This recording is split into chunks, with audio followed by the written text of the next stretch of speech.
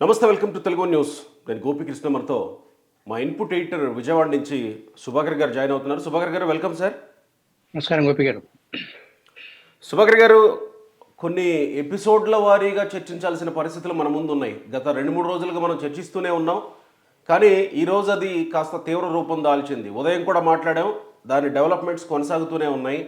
కేసినేని నాని తర్వాత మళ్ళీ మీడియా చిట్చాట్లో చంద్రబాబు మీద చేసినటువంటి వ్యాఖ్యలు దుమారం రేపుతున్నాయి.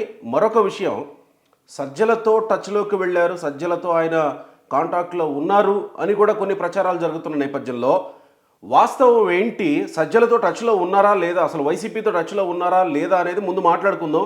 ఆ తర్వాత చిట్చాట్ వ్యవహారాలు మాట్లాడే ప్రయత్నం చేద్దాం. ఏంటి అసలు వాస్తవం ఏంటి? మనం పొద్దున ఇదే డిస్కషన్ కొనసాగించాం. ఇవాళ తెల్లవారుజామున విజయవాడ ఎంపీ కేసినేని నాని ఏదైతే ఫేస్బుక్ ఆయన పోస్ట్ షేర్ చేశారో దాంట్లో ఎంతవరకు అధిష్టానం లైన్లోనే నేను నడుస్తాను, బాస్ చంద్రబాబు నాయుడు ఆయన గీత దాటను అనేలాగా ఏదైతే పోస్ట్ చేశారో దాన్ని ఇవాళ ఉదయం మనం అనుమానించాం. అవును కదా, అది ఎంతవరకు అది ఆయన అధిష్టానం మాట జవదాటకుండా ప్రవర్తిస్తారు అనేది మనం అనుమానం వ్యక్తం చేస్తాం. మనతో పాటు ఇక్కడ స్థానిక లీడర్లు కానీ, టీడీపీ కేడర్ కానీ, ఈవెన్ వైసీపీ వర్గానికి సంబంధించిన నాయకులు కానీ, అది ఆయన అలా ఉండలేరు. ఆయన మనస్తత్వానికి విరుద్ధం. మార్నింగ్ ఏదైతే ఆయన ఫేస్బుక్ పోస్ట్ షేర్ చేశారో దాంట్లో ఉన్న కంటెంట్ ఎంతవరకు టీడీపీ అధిష్టానానికి కట్టుబడి ఉంటాను, చంద్రబాబు నాయుడు మాట జవదాటను అనేది ఏదైతే ఆయన మార్నింగ్ షేర్ చేసుకున్నారో ఫేస్బుక్ లో, దాన్ని మనం పొద్దునే అనుమానించాము. మనతో పాటు ఇక్కడ రాజకీయ విశ్లేషకులు కానీ, ఈవెన్ వైసీపీ నాయకులు కానీ, నాని అలా మెదలకుండా పార్టీ అధిష్టానం లైన్ లో ఉండే మనిషి కాదు, అలా ఉంటే ఇప్పుడు ఈ పరిస్థితి వచ్చేది కాదు అనేది అందరూ భావించినట్టుగానే ఇవాళ మీడియా చిట్ చాట్ లో ఆయన దానికి కొంచెం భిన్నంగా, ఏమో రేపటి పరిస్థితి ఏంటో, ఇవాళకి మా నాయకుడు చంద్రబాబే, నేను దాంట్లోనే ఉన్నాను, నేను ఈ మార్చి వరకు నేను ఎంపీగానే కొనసాగుతున్నాను, అప్పటి వరకు తెలుగుదేశం ఎంపీనే అని కూడా మాట్లాడారు. అయితే దాంట్లో నాకు నేను టికెట్ వేరే వాళ్ళకి ఇస్తున్నారు అనేది కూడా షేర్ చేసుకోవటం, అది కావాలనే ఉద్దేశపూర్వకంగానే ఆయన దాన్ని ఇండైరెక్ట్ గా హింట్ ఇచ్చారు అనేదాన్ని, ఆయన పార్టీ వీడుతున్నారు అనేదానికి సంకేతం ఇది. ఖచ్చితంగా అది సంకేతమే. టీడీపీ అధిష్టానం ఆలోచించేది, చాలా మంది ఇప్పుడు పక్క రాష్ట్రంలో కానీ, ఈ రాష్ట్రంలో కానీ, దేశంలో ఎంపీగా పోటీ చేసిన వాళ్ళు ఎమ్మెల్యేగా పోటీ చేయటం, ఎమ్మెల్యేగా పోటీ చేసిన వాళ్ళు ఎంపీగా పోటీ చేయటం, లేదా ఇప్పుడు ఈ టికెట్ల మార్పు, ఆ స్థానానికి ఈ స్థానం, ఈ స్థానం అక్కడ అనే ఇది కూడా నడుస్తూ ఉంది. ఈయన కానీ, ఈయన కుమార్తెను కానీ, శ్వేతని కానీ ఎమ్మెల్యేగా పంపించే ఆలోచన టీడీపీ అధిష్టానం ఉంది అని మనకి అందుతున్న వార్తలు. దాన్ని అంతవరకు ఆయన వేచి చూడగలుగుతారా, అంత సహనం ఆయనకు ఉందా అంటే అది లేదని చెప్పాలి. ఇవాళ మార్నింగ్ మెయిన్ స్ట్రీమ్ మీడియాలో కూడా దీని మీద తీవ్ర చర్చ జరుగుతుంది. సజ్జల రామకృష్ణారెడ్డితో ఎంపీ కేసినేని నాని మాట మంతి జరిగింది అనేది విశ్వసనీయ సమాచారం. అయితే ఆయన వైసీపీలోకి వెళ్ళటానికి సుముఖంగా ఉన్నప్పటికీ ఇక్కడ ఒక విచిత్రమైన పరిస్థితి ఉంది. సాక్షాత్తు జగన్మోహన్ రెడ్డి మనం నాని మనకు వద్దు అని అన్నారనేది వార్తలు బయటకు వస్తున్నాయి. అది కొద్దిగా ఒకంత షాకింగే. అక్కడ జగన్మోహన్ రెడ్డినే కేసినేని నాని భయపెట్టాడు అని చెప్పుకోవచ్చు. వసుధ జగన్మోహన్ రెడ్డి చాలా తెలివైన రాజకీయ నాయకుడు. రేపు పరిణామాలు, ఈ స్టెప్ చేస్తే రేపు ఏం జరిగిద్ది, చంద్రబాబుకు ఉన్నటువంటి మొహమాటాలు జగన్మోహన్ రెడ్డికి లేవు. చంద్రబాబుకి సస్పిషాలు, భయం అట్లాంటి జగన్మోహన్ రెడ్డిలో లేవు. కాబట్టి రేపు ఇది సమస్య అయ్యే పరిస్థితి ఉంటుంది.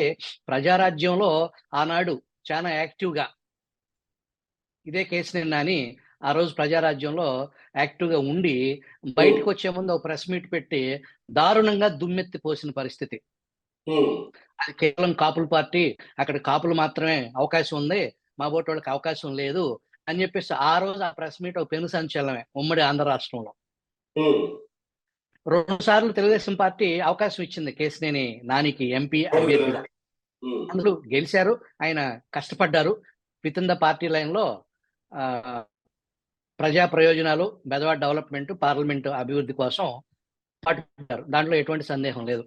అయితే ఈ అధిష్టానాన్ని ధిక్కరించడం, విజయవాడ మున్సిపల్ ఎలక్షన్స్ రగడ ఇప్పటికీ అది ఆరని నిప్పులాగా కొనసాగుతూనే ఉంది. రైట్ రైట్ ఇక్కడ ఇక్కడ జగన్మోహన్ రెడ్డిని భయపెట్టింది ఏంటి?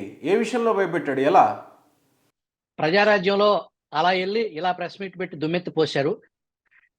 2 సార్లు టీడీపీ పార్టీ అవకాశం ఇచ్చి ఆయన అధిష్టానాన్ని ధిక్కరించి మాట్లాడుతున్నా కూడా చంద్రబాబు నాయుడు చాలా సంయమనంతో ఇప్పటికీ ఇలా లాక్కొచ్చాడు.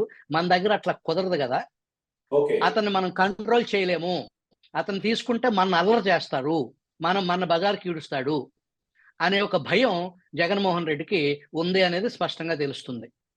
ఓకే ఓకే ఓకే సో నానిని ఒకవేళ వైసీపీలోకి వెళ్ళినా తీసుకునే పరిస్థితులు లేవని అనుకోవాలా ఇలాంటి పరిస్థితుల్లో?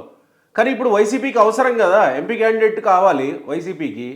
ఎంపీ క్యాండిడేట్ నాని అయితే స్ట్రాంగ్ అవుతారు, దట్టు అపోజిషన్ నుంచి వచ్చాడు కాబట్టి ఇంకాస్త స్ట్రాంగ్ అయ్యే అవకాశం ఉంటుంది, దట్టు కమ్మ కమ్యూనిటీ నుంచి కాబట్టి ఇంకాస్త స్ట్రాంగ్గా ఉండే అవకాశం ఉంటుంది. ఇవన్నీ సమీకరణలు ఉంటాయి కదా.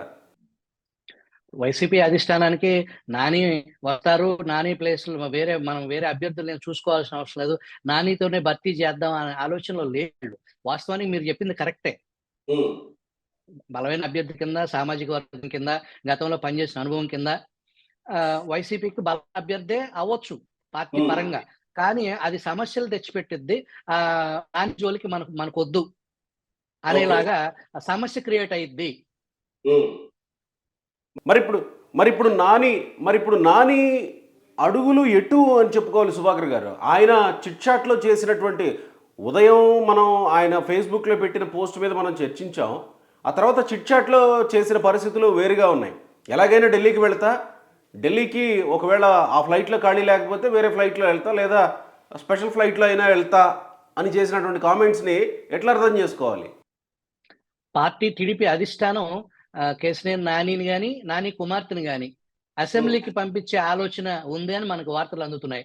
మరి ఆయన అప్పటి వరకు వేచి చూస్తాడా? లేదు, విజయవాడ పార్లమెంటు నాకు ఇచ్చి తీరాల్సిందే, ఇది నాదే అనేలాగా ఆయన స్టైల్లో.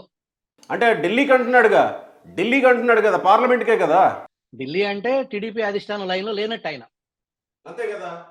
నాకు ఎమ్మెల్యే సీట్ వద్దు, నాకు పార్లమెంటే కావాలి అనే పరిస్థితి. దాన్ని టీడీపీ అధిష్టానం ఏ రకంగా పరిష్కరిస్తుందని మనం వేచి చూడాలి. ఇకపోతే అంటే టీడీపీ అధిష్టానం పరిష్కారం వేరే, అతని ఉద్దేశం ఏమై ఉండొచ్చు అనేది మనం ఇక్కడ చర్చించవచ్చు. అంటే టీడీపీ ఇచ్చినా ఇవ్వకపోయినా ఏదో ఒక పార్టీ నుంచో లేకపోతే ఇండిపెండెంట్గానైనా పోటీ చేయడానికి సిద్ధం అన్నట్టే అనుకోవాలా?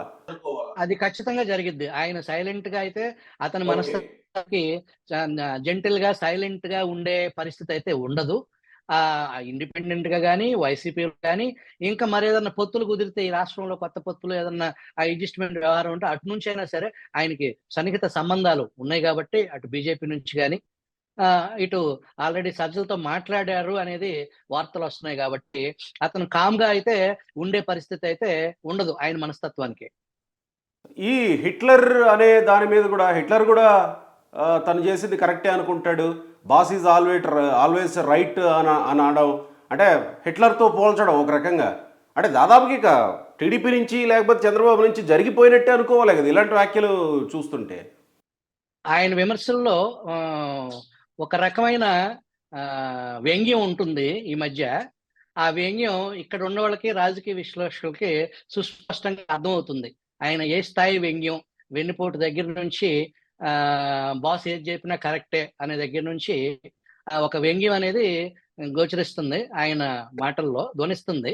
కాకపోతే ఇక్కడ మనం ఒక రకంగా టీడీపీ అధిష్టానం 48 గంటల్లోనే తిరువూరులో ఒక సంఘటన, వాస్తవానికి అది ఒక కోణంలో చూస్తే చిన్న సంఘటన, ఇంకొక కోణంలో చూస్తే అది పార్టీ అప్రతిష్ట పాలయ్యేదానికి సంబంధించి, అలరయ్యేదానికి సంబంధించి అవకాశం కల్పించినట్టు పరిస్థితి. కానీ దాన్ని 48 గంటల్లో పరిష్కరించడం అనేది, కంట్రోల్లో పెట్టడం అనేది, ఒకళ్ళకి బాధ్యత అప్పచెప్పడం అనేది, స్ట్రీమ్ లైన్ చేయటం అనేది టీడీపీ పార్టీ చంద్రబాబు నాయుడు స్టైల్కి భిన్నంగా చాలా కార్యరంగంలోకి దిగి ఆ సమస్యని తాత్కాలికంగా ఫుల్ స్టాప్ పెట్టింది అని చెప్పాలి. ఇది కొత్త టైపు స్ట్రాటజీతో ఇక్కడ ఇక్కడ చంద్రబాబు నాయుడు స్టైల్ ఆఫ్ యాక్షన్కి భిన్నంగా జరిగింది అని అంటే ఇది చంద్రబాబు నాయుడు దగ్గర జరిగిందా, లోకేష్ అనుకున్నట్టు జరిగిందా అనేది కూడా కొన్ని ప్రచారాలు నడుస్తూ ఉన్నాయి. ఇక్కడ చాలా కీలకమైన అంశం ఏంటంటే లోకేష్ చాలా యాక్టివ్గా ఉన్నారు. ఆయన సూచన మేరకు తండ్రి చంద్రబాబుతో డిస్కస్ చేసి వాళ్ళిద్దరి సమన్వయంతో జరిగిన నిర్ణయమే అనేది ఖచ్చితంగా చెప్పొచ్చు. ఎందుకంటే లోకేష్ ఆలోచనల్ని చంద్రబాబుతో పంచుకోకుండా ఆయన ఓన్ గా చెప్పే పరిస్థితి ఉండదు. ఏదైనా చంద్రబాబు లోకేష్ కుమారుడు అయినప్పటికీ కూడా పార్టీ లీడర్ కాబట్టి, Chandrababu Naidu chief of the leader కాబట్టి ఆయన సంప్రదించేవారు. ఆయన సంప్రదించబట్టే రాష్ట్ర స్థాయి నాయకులు, సమన్వయకర్తలు నిన్న చంద్రబాబు గారు పంపించారని చెప్పేసి కేసీఆర్ నా దగ్గర రావడం జరిగింది. ఇది చంద్రబాబు నిర్ణయమే. ఆ చంద్రబాబు నిర్ణయాన్ని స్పీడప్ చేయడానికి సుభాకర్ గారు, మనం ఇక్కడ తప్పకుండా చర్చించుకోవాల్సినటువంటి విషయం ఒకటి కేసినేని నాని అయితే, రెండు కేసినేని చిన్ని రియాక్షన్ ఏంటి ఈ జరుగుతున్న ఈ వ్యవహారాల మీద? అక్కడ ఈ రెండు వర్గాల మధ్యనే కదా తిరుపూరులో జరిగింది, దాని పర్యవసానాలే కదా ఈరోజు మనం చూస్తూ ఉన్నాం. చిన్ని రియాక్షన్ ఏంటి దీని మీద? ఇవాళ మార్నింగ్ 5 గంటలకి కేసినేని నాని సోషల్ మీడియా ద్వారా తాను చెప్పాలనుకుంది పోస్ట్ చేసి షేర్ చేసుకున్నారు. ఈయన 6 గంటలకే కేసినేని చిన్ని కార్యక్రమాలు మొదలైనవి. పార్టీ ఆఫీస్లో 6:30కి మీడియా ప్రతినిధులతో ఆయన చిట్ చాట్ చేశారు. ఇది టీ కప్లో తుఫాను, దీనికి ఎక్కువగా నెగిటివ్గా స్పందించాల్సిన అంశం లేదు, ఏదున్నా అధిష్టానం చూసుకుంటుంది. రేపు 7వ తారీఖు జరగబోయే సభని జయప్రదం చేయటం పట్లే మేము కృషి చేస్తున్నాము. ఆ దిశగా ఇప్పుడు మేము బయలుదేరి వెళ్తున్నాం అని చెప్పేసి 7:30కే ఆయన తిరువూరు పరిసర ప్రాంతాల్లో పర్యటనలో ఉన్నారు. ఆయన పని ఆయన చేసుకుంటున్నారు. జన సమీకరణ, అక్కడ లోకల్ నాయకులు కలవటం, ఆ పనిలో ఉన్నారు ఆయన. దీనికి స్పందించడానికి మీడియా అడిగినప్పుడు వేరే రకంగా స్పందించడానికి ఏముందో దీంట్లో స్పందించడానికి, అధిష్టానం లైన్లో అధిష్టానం అప్పచెప్పిన బాధ్యతల్ని నేను నిర్వర్తించడానికి తిరువూరు సభలో సక్సెస్ చేయడానికి నా వంతు ప్రయత్నం చేస్తాను అనేది ఆయన చెప్పారు.